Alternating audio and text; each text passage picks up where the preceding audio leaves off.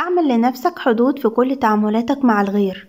خلي في منطقة محدش يتعداها حتى أقرب المقربين، لأنه مش حلو إن حد ياخد عليك زيادة عن اللزوم إلا وهيجي يوم ويطول عليك. فعلشان كده لازم تعمل مسافات مع الغير، لأن المسافات مريحة جدا، مريحة قوي. مفيش ضغط، مفيش عشم، مفيش وجع، في تقدير، في محبة، في احترام. السلام عليكم حبايب قلبي، وحشتوني جدا جدا. التفاعل نايم ليه؟ انتوا فين؟ يلا اثبتوا وجودكم بكومنت جميل، لان الناس المتفاعلين معايا بقى يتعدوا على الصوابع. يلا قبل ما نبدأ الحلقة ال14 من رواية عشقتها سعدية، يلا نقول اللهم صل وسلم على نبينا محمد وعلى آله وصحبه أجمعين وسلم تسليما كثيرا. يلا بينا نبدأ. وفي الصباح في قصر الجوهري كان قاعد صلاح الجوهري في مكتبه، فرح له أركان بابتسامة هادية. حضرتك طلبتني يا جدي؟ صلاح بجدية. كنت فين يا أركان؟ وإيه اللي حصل معاك؟ ومين سبب اللي حصل لإخواتك؟ واوعى تقولي إنك مش عارف أو لسه هتعرف. أنا متأكد إن الهدوء اللي أنت فيه وراه حاجة، بس لازم أعرفها دلوقتي حالا. أركان بغيظ ونفخ. هقولك كل حاجة يا جدي. وقعد أركان وحكاله كل حاجة. صلاح بغضب جحيمي وهو بيخبط العصاية على الأرض. تاني ولاد جمال المنشاوي؟ احنا مش كنا خلصنا منيهم من زمان؟ ايه اللي رجعهم في حياتي تاني؟ لسه بيفكروا ينتقموا مني قصاد اللي عملته في ابوهم زمان؟ أركان بصدمة. ابوهم؟ انا مش فاهم حاجة يا جدي، قصدك ايه؟ صلاح بسخرية وحدة. امال انت فاكر ايه يا عاد؟ ان كل ده عشان الست فيروز بتحبك؟ لا يا ولدي، دي نار جايدة من زمان جواهم، من ساعة ما حبست ابوهم بعد ما خد رشوة وخني، وكان بيسرب معلومات تخص صفقات مهمة للشركة للمنافسين بتوعي. وفيروز وسليم كبروا وجواهم الغل ده علشان ينتقموا مني. أركان بغيظ شديد. أنا كل اللي يهمني اخواتي، وأيا كان اللي هيطلبوه أنا هنفذه علشان أخرجهم مهما يكون. صلاح الجوهري بغضب. بس مش هيكون قصاد كده، هي أملاكي وشركاتي يا أركان، مش هياخدوها. لو عايزين روحي ياخدوها الأول، لكن مستحيل أسيبهم يهزموني يا أركان. أنا مهما كبرت هفضل صلاح الجوهري اللي محدش يلوي دراعه أبدا. أركان بحدة. اطمن يا جدي، مستحيل اخليهم ياخدوا اي حاجة من ممتلكاتنا. هم مش بالغباء ده علشان يطلبوا ده كده على طول، اكيد في دماغهم حاجة تانية انا عارفهم كويس. فرن تليفون أركان برسالة من فيروز بتعرفوا فيها بميعاد مقابلتهم. أركان بخبث ومكر. اهو الرد وصل يا جدي، واكيد هنعرف عايزين ايه. في جناح سلمى وأركان كان واقف أركان وهو بيلبس هدومه بسرعة، فحضنته سلمى علشان تحسسه بالأمان. أركان خليك جوي، مفيش حاجة تكسرك، فاهم؟ أركان هو بيحضنها بدموع ووجع. أنا خايف أكسرك انتي من غير قصد، أرجوك يا سلمى لو اضطريت أجي عليكي علشان أنقذ إخواتي أبوس إيدك سامحيني. سلمى وهي بتبوس في راسه بدموع. مش هسمح بده انه يحصل يا أركان، عمري ما هسيبك تتعذب ابدا. هنخرج ادهم وكنان سوا، وهنقضي على فيروز واخوها ونمحيهم برضو سوا. في جناح نور كانوا قاعدين نور وفرح بدموع مش بتقف. فرحت لهم سلمى بابتسامة. مالكوا معاه؟ فيه ايه؟ نور بغيظ. ابدا يا اختي، عندنا مغص. فرح بغيظ وحدة. على ما هندهش ريحة الدم. سلمى بمكر وخبث وهي خارجة تاني. خلاص براحتكم، انا كنت جاية اقول لكم ان ادهم وكنان بكرة بالكتير هيخرجوا، يلا عاد مش مشكلة. فراحوا لها جري وعلى وشهم ابتسامة مشرقة. نور بدموع وسعادة. بجد عاد يا بنت يا سلمى الكلام ده صح؟ فرح بابتسامة. اتكلمي عاد، ساكتة كده ليه؟ قولي. سلمى بغيظ شديد. هو انتوا مديني فرصة اقول كلمة واحدة؟ هو ده اللي حصل. أركان وجدي هيتصرفوا وإن شاء الله هيرجعوا في أقرب وقت. نور وفرح بدعاء. إن شاء الله يا رب، إن شاء الله. وفي واحدة من الكافيهات الفخمة كانت قاعدة فيروز. فرح لها أركان بحدة وغيظ. خير، قولي الكلمتين اللي عندك بسرعة وخلصيني. فيروز بخبث ومكر. ايه يا كوكو، مش قادر تقعد مع فيروز حبيبتك شوية؟ أركان بغضب جحيمي. اخلصي بدل ما قسما بالله اقتلك دلوقتي من غير ما اعمل حساب لأي حاجة. فيروز باستفزاز وسخرية.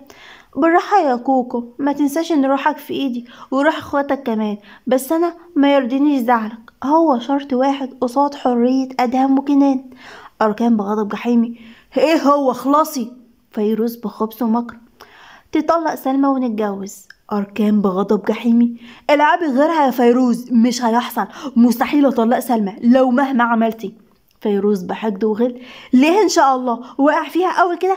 وبعدين أنت أصلا مش من حقك ترفض. أركان بغضب جحيمي: بقولك ايه، الفيلم بتاعك انت واخوكي ما يدخلش عليا، خرجي ادهم وكنان وانا مستعده اسيبك انت واخوكي. فيروز بضحك وغيظ: لا والله بجد، ده على اساس انك ماسك عليا ايه انا واخويا. أركان هو شرط مش هقبل بغيره، وهستناك تقولي ردك. في جناح سلمى وأركان كان قاعد أركان وهو حاطط راسه بين ايديه بألم ووجع، فما كانش متوقع أبدا الشرط ده. فقربت منه سلمى وهي ماسكة ايده بحنان: مش هنتطلق يا أركان، مش هيحصل. أركان بدموعه وهو بيبوس ايدها: مش هيحصل، أنا أصلا مش هقدر، بس قوليلي أعمل ايه.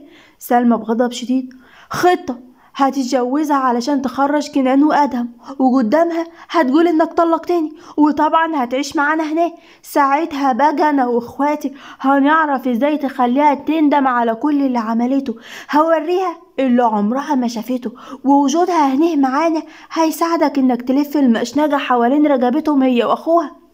أركان وهو بيبوس ايدها بعشق: يعني هتقفي معايا؟ هتساعديني انك تنزل الخطر ده؟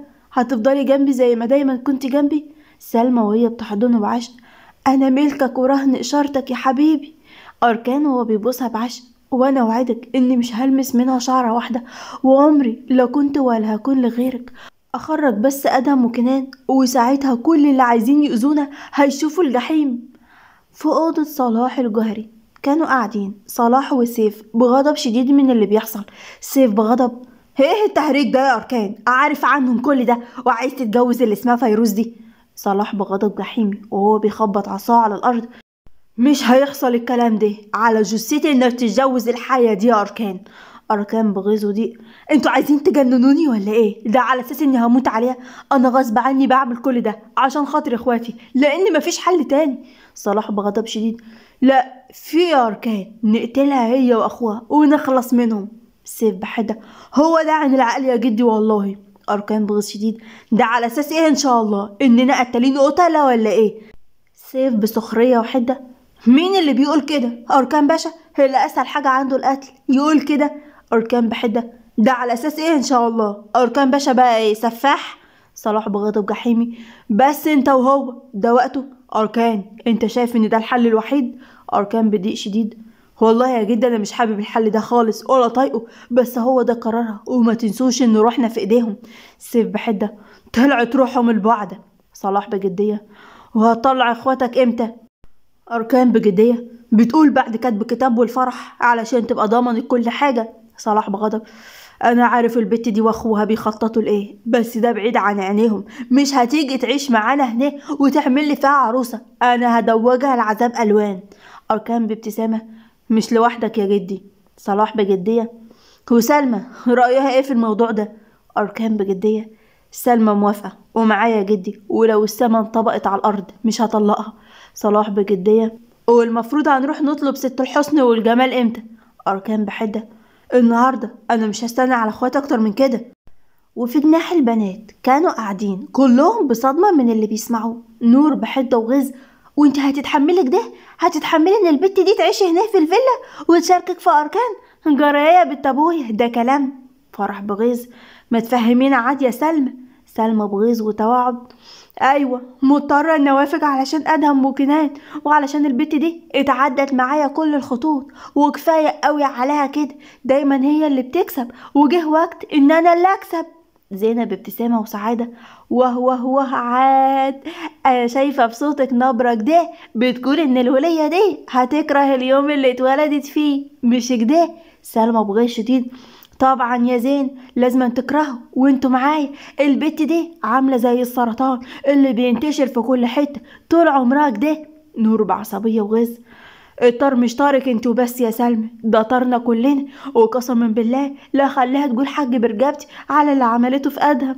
فرح بغيظ شديد: وانا كل لحظه قضاها كنان في السجن هخليها تدفع تمنها غالي قوي. زينب ضحك: واني معاكم طبعا، ده احنا هنبسطها على الاخر، بس هسيبكم دلوقتي علشان عندي شغل وبعدين هنيجي نخربها.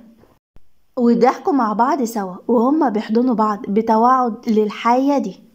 وفي شركة آدم كانوا قاعدين فيروز وآدم. فيروز بحقد وغل: يعني نضمن الموضوع ده يا آدم؟ آدم بخبث ومكر: قلتلك ما تقلقيش يا فيروز، أملاك الجوهري هتكون كلها تحت إيديكي. تفتكري لما فرح تتورط في شيك بملايين الدولارات ساعتها هتبقى يا السجن يا الحبس؟ اطمني، أنا كل همي رضاكي يا فيروز. فيروز بسخرية واستفزاز: لا يا شيخ، علشان أنا برضو ولا عشان تنتقم من كنان على الموزة اللي أخدها منك زمان؟ آدم بغيظ شديد: تقدري تقولي الاتنين، المهم ان مصلحتنا واحدة، وما تنسيش شاركتي معاكي في كتير من شركاتكم. فيروز بخبث ومكر: ماشي، وانا مستنية انك تفرحني، وعلى فكرة انت معزومة على فرحي. آدم بخبث ومكر: ده انت مش سهلة، وقعتي أركان الجوهري، بس بصراحة حكاية اخواته دي كانت ضربة، كنت معلمة.